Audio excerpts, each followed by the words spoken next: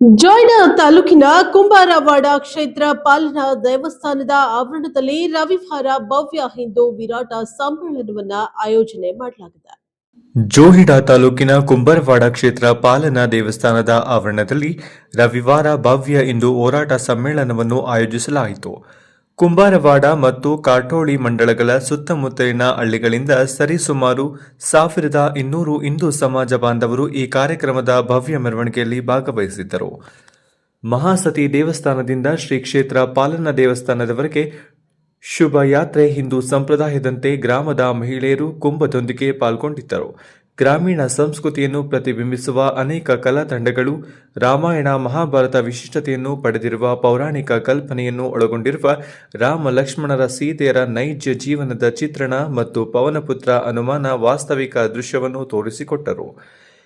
ಇಂತಹ ಒಂದು ಕಾರ್ಯಕ್ರಮದಲ್ಲಿ ಅಂಬಿಕಾನಗರ ಪರಮಪೂಜ್ಯ ಶ್ರೀ ಈಶ್ವರ ಪಂಡಿತಾರಾಧ್ಯ ಶಿವಾಚಾರ ಮಹಾಸ್ವಾಮಿಗಳು ದಿವ್ಯ ಸಾನ್ನಿಧ್ಯ ವಹಿಸಿ ಹಿಂದೂ ಬಾಂಧವರಿಗೆ ಆಶೀರ್ವಚನ ಮಾಡಿದರು. ಈ ಸಂದರ್ಭದಲ್ಲಿ ಅವರು 1960ಕ್ಕಿಂತ ಪೂರ್ವದಲ್ಲಿ ಹಿಂದೂ ಸಮಾವೇಶಗಳು ಪ್ರಾರಂಭವಾಗಿದ್ದರೆ ಇಂದಿಗೆ ದೇಶ ತುಂಬಾ ಅಭಿವೃದ್ಧಿ ಆಗುತ್ತಿತ್ತು. ದೇಶವೆಂದರೆ ಮಣ್ಣಲ್ಲ, ಅದು ಮನುಷ್ಯರು. ದೇಶದ ಮಣ್ಣು ನಮ್ಮ ಆಚಾರ ವಿಚಾರ ಸಂಪ್ರದಾಯ ವಿಶಿಷ್ಟತೆಯನ್ನು ಪಡೆದಿದೆ.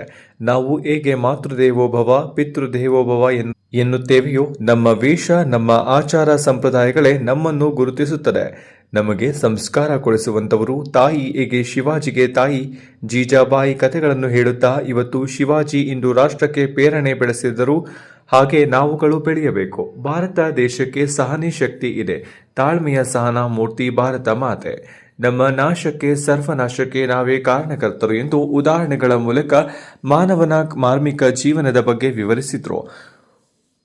ಅಕಾರ ಉಕಾರ ಮಕಾರವೇ ಓಂಕಾರ. ಹೀಗೆ ಭಾರತ ಮಾತೆ ವಿಶ್ವಗುರು ಪಡೆಯುವಲ್ಲಿ ಕೇವಲ ಪ್ರಪಂಚದಲ್ಲಿ ಭಾರತೀಯರಿಗೆ ಮಾತ್ರ ಅನ್ವಯವಾಗುತ್ತದೆ. ಜಾತಿ ಪದ್ಧತಿ ಕೇವಲ ಮನೆಯಲ್ಲಿ ಇರಲಿ, ನಾವು ಹೊರಗೆ ಬಂದಾಗ ನಾವೆಲ್ಲರೂ ಹಿಂದೂ ಎನ್ನುವ ಭಾವನೆಯಲ್ಲಿ ಮೆರೆಯೋಣ. ವಿವೇಕ ಸಂಸ್ಕೃತಿಯನ್ನು ಸ್ಮರಿಸೋಣ, ಉಳಿಸೋಣ ಎಂದು ಈ ಸಂದರ್ಭದಲ್ಲಿ ಹೇಳಿದರು. ಈ ಸಂದರ್ಭದಲ್ಲಿ ಅರ್ಜುನ್ ನಾಯಕ್ ಜಿಲ್ಲಾ ಸಂಪರ್ಕ ಪ್ರಮುಖರು ದಿಕ್ಸೂಚಿ ಭಾಷಣ ಮಾಡಿದರು. ಕುಂಬಾರವಾಡದ ಹಿರಿಯ ವೈದ್ಯರಾದ ಡಾಕ್ಟರ್ ಎಸ್.ಕೆ. ನಾಯಕ್ ಕಾರ್ಯಕ್ರಮದ ಅಧ್ಯಕ್ಷತೆ ವಹಿಸಿದ್ದರು. ಶ್ರೀ ನರೇಂದ್ರ ಮಹಾರಾಜ ಸಂಪ್ರದಾಯ ಸಮಿತಿಯ ಪ್ರಮುಖರಾದ ಸಂದೀಪ್ ಏಳಿಪ್, ಅಯ್ಯಪ್ಪಸ್ವಾಮಿ ಗುರುಸ್ವಾಮಿಯಾದ ಸಂಜಯ್ ಡಿರೇಕರ್, ಸ್ಥಳೀಯ ಜನಪದ ಹಾಡುಗಾರ್ತಿ ರುಕ್ಮಿಣಿ ವೇಳಿಪ್, ಅಯ್ಯನ ಸಮಿತಿಯ ಪುತ್ತು ಶೆಟ್ಟಿ, ಚಂದ್ರಕಾಂತ್ ದೇಸಾಯಿ, ಚಂದ್ರಶೇಖರ್ ಬಂಗಾರಿ ಇವರು ವೇದಿಕೆಯಲ್ಲಿ ಉಪಸ್ಥಿತರಿದ್ದರು.